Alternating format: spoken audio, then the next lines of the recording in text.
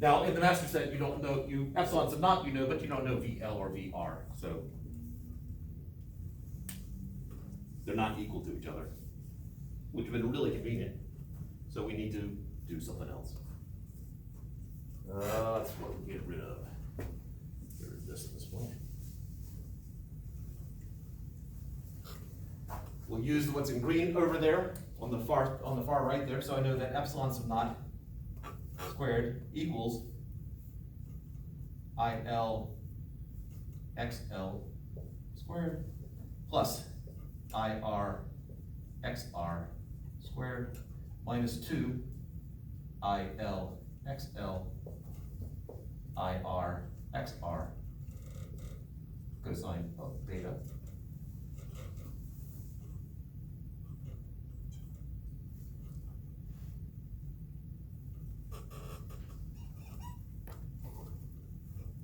I lost track of what I was doing here.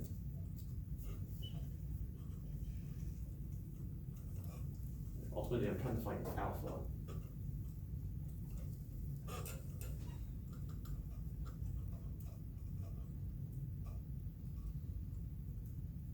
Oh, I know what beta is. We've already calculated it, so we know what beta is.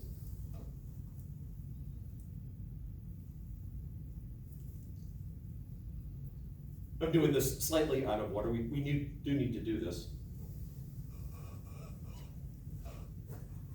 But I need some relationship here between IL and IR.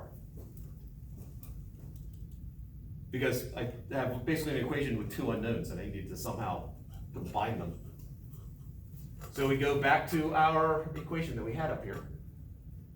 That IL squared equals IR squared plus IC squared.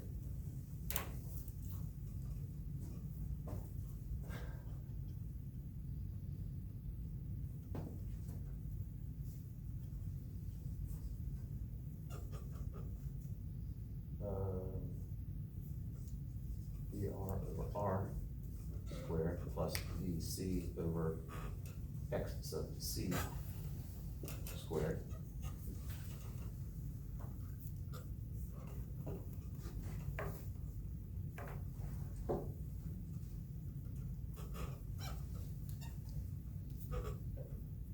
Okay.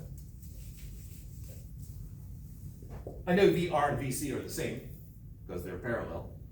So I'm just going to call that VRC or let's just make it VR. Squared times 1 over R squared plus 1 over X sub C squared.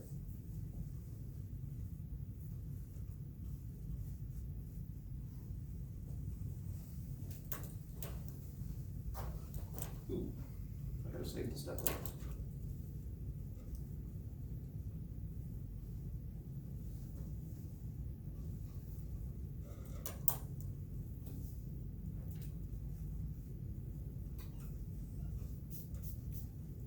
So I have an IL squared, which I can substitute in for this. Therefore, I have an IL.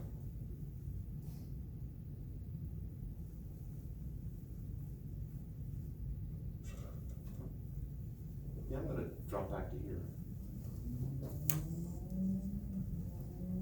So VL squared, we have an equation over there.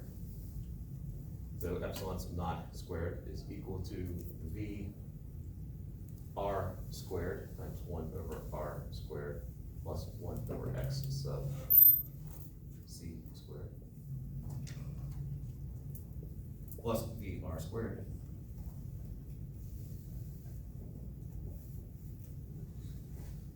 minus 2 VL, which is the square root of that, which is VR times the square root of 1 over R squared plus 1 over X sub C squared times VR cosine beta.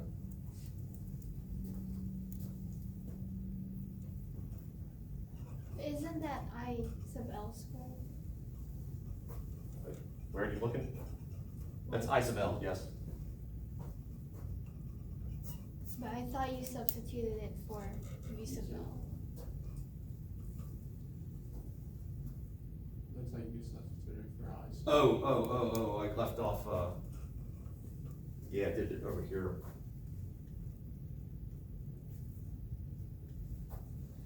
So V sub L is IL XL, so IL squared is that, so there should be an XL squared here. And then over here, there should be an XL.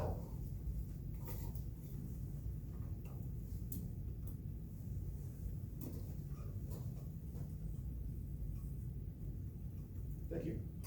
Anything else?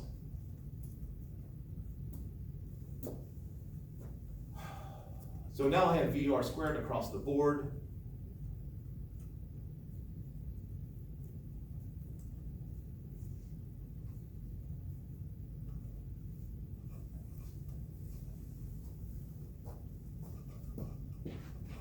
So this becomes VR squared times a whole bunch of stuff here. X of L squared times 1 over R squared plus 1 over X sub C squared plus 1 plus minus 2 times the square root of that X sub L cosine beta. This big long thing right here, we know all the numbers for, so we can just calculate that. That's going to equal some number.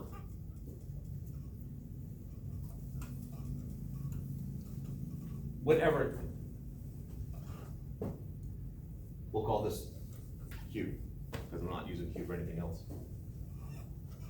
So epsilon sub naught squared is equal to VR squared times Q.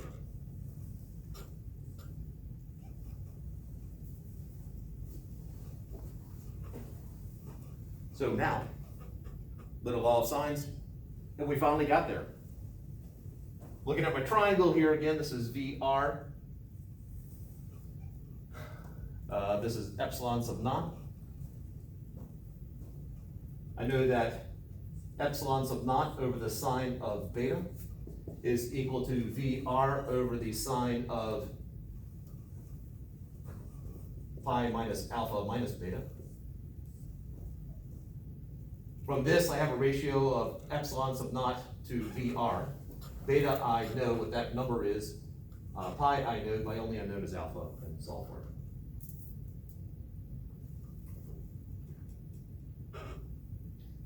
So that's XL squared, rank the equation with Q. Yep, What comes, is it 1 over R squared. R squared? What was that for that middle plus sign? That's a 1. Just making sure. Because I factored VR squared out, so that one came out, and I'm not moving it Okay, there. yeah, just wanted to make sure. What, you think I just have a straight mark on the board? Mm-hmm. Okay. What's the one next to XL? Right below. Got that. That's 1 over R squared. 1 over R squared. Okay. We could have also used V sub L over sine alpha, right? Or Could have also used, V sub L over sine alpha instead of V sub R over sine something. oh. Yeah, it said, once I had this, I could have also come up, used VC. Oh, I guess VC and VR are the same thing. Yeah, you could have. Oh, I meant V sub L, because that top thing is V sub L. Oh, yes, you're right. Except, do we know V sub L? Isn't, We know the direction, but we don't know the magnitude at this point. isn't it I sub L, X sub L, which is basically that?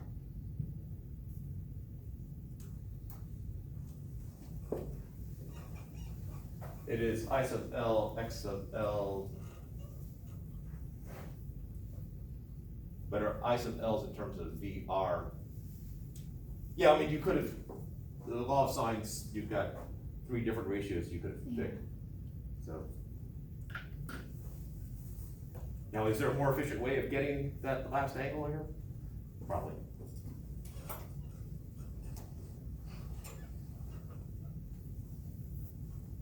There's, I'm sorry, Would it be easier, with imaginary numbers? say it again? Like, would you have to use the law of cosines with imaginary numbers? So using the electrical engineering approach? Yeah, it seems much quicker. I just haven't done that approach in several decades. And so, there are a couple students in the online class who did it that way, where they were using the imaginary numbers. And the way they set it up is different than what I was expecting. So, That's all you, like, I find online at least, like, I see nothing with, using log signs, log cosines, it's all imaginary numbers. Complex numbers. Yeah. yeah. I mean, So, complex numbers. in terms of getting the numbers here, to get the values, I have no problem with that. Just if you don't get it right, it's gonna take me a lot longer to try to figure out where the mistake is. Cause I have to remember how to do it that way.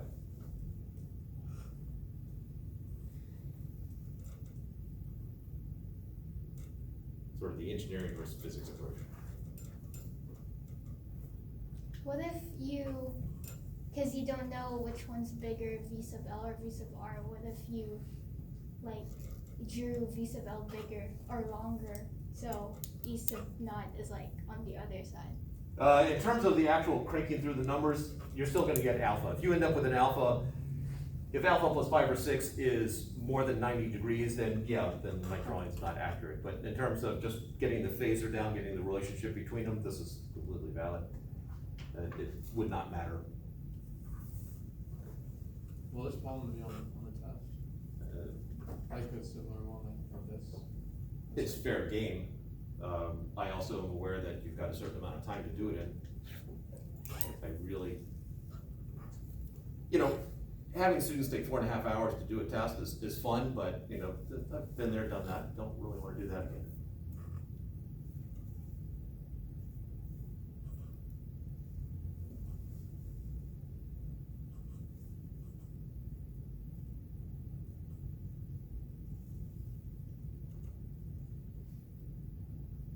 Any other questions? About this or in general? Well, let's start out with this. Right, in general. Can we do another example of like the relativity, the Lorentz fracture stuff? Wait, which one again? Like Sue and Lou problems? Right, there's several Stu and Lou Yeah. problems. How hard do you want it? Test level, Is it normal? test level. Test level. Well, that still describes a variety there.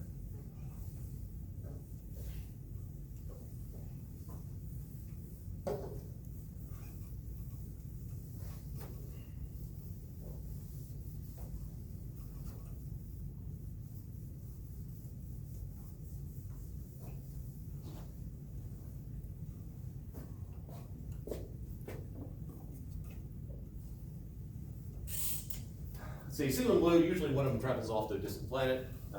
You've seen the problems, you know Sue and Lou conjoined twins, separated apart.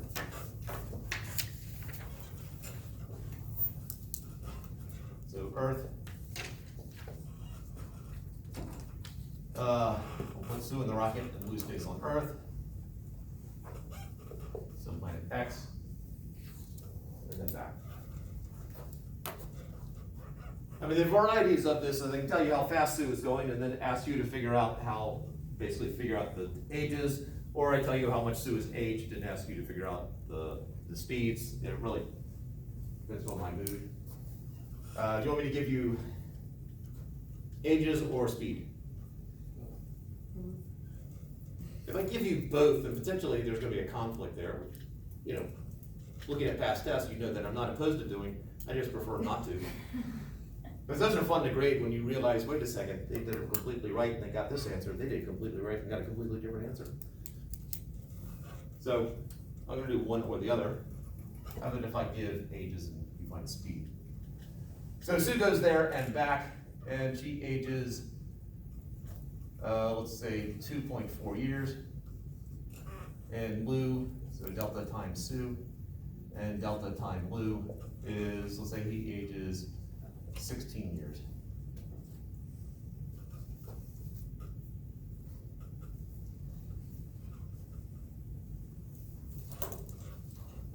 So I know that time is equal to gamma times dp. Gamma can't be bigger than, gamma cannot be less than 1. And so I've got my two numbers here. However I set it up, I know that gamma's gotta be bigger than 1, and so it's gotta be 16 is equal to gamma times 2.4. And so gamma is equal to 16 over 2.4, which is something absolutely spectacular that will change your life. 6.667. 6.667 units.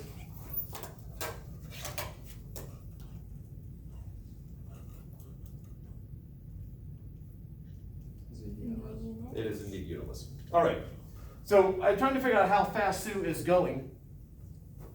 So gamma is equal to 1 over the square root of 1 minus beta squared. Now we can express how fast Sue is going in terms of beta equals something, or I can actually find v, or find v as a fraction of c. I think in problems when I give you the speed, I generally tell you beta or v equals some number times c. So if I'm solving for beta though, gamma squared is equal to 1 over 1 minus beta squared. 1 minus beta squared equals 1 over gamma squared. 1 minus 1 over gamma squared is equal to beta squared. And so beta is just the square root of 1 minus 1 over gamma squared. Beta cannot be 1 or bigger. Or I guess if beta is 1, it's for a massless particle, like a photon. And so this becomes the square root of 1 minus 1 over 6.667 squared.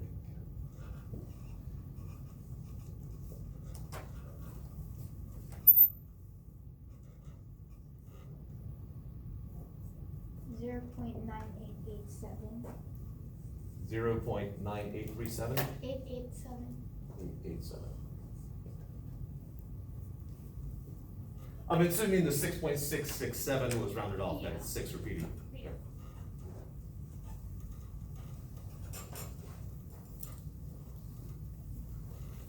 So at this point, we can figure out how far away the planet was, planet X is. The big question is, if I want to know the proper distance, whose point of view?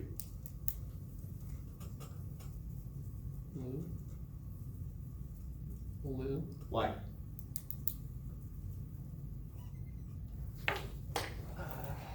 Because in Sue's reference frame, the planet is moving. Absolutely. All right, so the distance away, the proper distance away, L sub t, is just distance times time. And so I know that we can try that one again. The proper distance is speed times time. So Sue traveled at 0.9887 times the speed of light, 0.9887 times the speed of light, times 16 years. Now, we do have to worry about units if we're getting down to a specific value, like on the lab. So that's gonna get you some distance. Can you repeat the which reference frame reasoning? Proper frame is always the one where it's not moving. So, in this case right here, the distant planet, we assume is not moving relative to Earth. Definitely is moving relative to Sue. From Sue's point of view, that thing's coming straight at her. So the distance that Sue travels to the planet cannot be proper because they are moving relative to each other. Okay. Is that the same case for proper time? No. For time, is it that, like, whichever reference frame less time is taking place in? That would be the proper time, right? Okay. Wait, can you say that again? So Sue's time is proper because less time passed. That's the long and short of it. Okay. Because our equations, because since gamma is 1 or bigger, Yeah. proper time times some number, we'll just say bigger than 1, it's gotta be a bigger number. Yeah, if it were 16 divided by 2.4, it'd be you'd end up with a, I believe, Uh, an The measurement. other way around, it'd be less than one there. By the same token, LP is equal to gamma L. So, in this case, the longer length, the 16th goes with the longer time, and that would be the shorter length. This would be the distance that Sue says the planet traveled towards it, which would be that speed for that amount of time. So its proper length and time will be the same reference frame, then length and proper time will be the same reference frame. Yes, same reference frame, I think that's what you said. The notation is accurate here, though I understand it is misleading, because you think, well, the proper goes with proper, no, proper depends on what's being measured.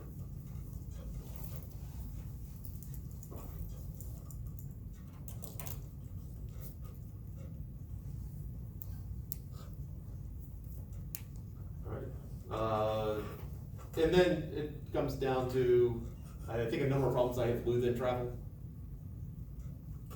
And so, often want them to sync their birthdays again, because biologically, they start out the exact same age, and now they are off by 13.6 years apart, age-wise. Now, if you want them to have the exact same birthday again, be the exact same age, well, then Lou can hop in the rocket ship, go there, come back at the exact same speed, and it's all good. However, I usually want to avoid that because that's just the trivial answer. So I throw in some extra restriction in there that Lou is not traveling the same speed, or what is the minimum speed or the maximum speed in order for them to have the same birthday, not the same age, but the same birthday at least. So that their ages basically have the same decimal. If you think about it, let's say Sue was 20 and Lou was 20 at the start of the trip, then after the trip, 36 and 22.4